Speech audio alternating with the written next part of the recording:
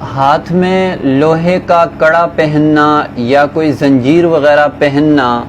جائز ہے یا ناجائز ہے؟ تو یاد رہے کہ ہاتھ میں لوہے کا کڑا یا کسی بھی قسم کی زنجیر پہننا یہ اسلام میں منع ہے۔ اس کی وجہ یہ ہے،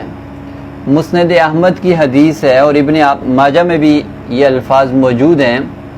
کہ ایک شخص نبی کریم صلی اللہ علیہ وسلم کے پاس آتا ہے اور اس کے ہاتھ میں پیتل کا کڑا ہوتا ہے،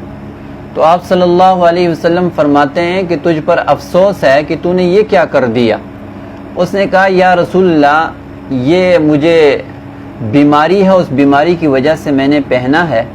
تو رسول اللہ صلی اللہ علیہ وسلم نے فرمایا کہ اس سے تیری بیماری میں اور اضافہ ہوگا، تو اس کڑے کو تم اتار دو، کیونکہ اگر تم اسی حالت میں مر گئے تو تم کبھی کامیاب نہیں ہوگے۔ یعنی اس کڑے کے متعلق آپ صلی اللہ علیہ وسلم نے فرمایا کہ یہ کڑا اگر تم نے اتارا نہیں اور خدا نہ خواستہ اس حالت میں تمہاری موت ہو گئی تو تم کبھی فلاح نہیں پاؤ گے، کبھی کامیاب نہیں ہوگے۔ اس سے یہ پتہ چلا ہے کہ لوہے کا کڑا وغیرہ پہننا مردوں کے لیے یا کوئی دھاگا وغیرہ یا کوئی چین وغیرہ پہننا ہاتھوں میں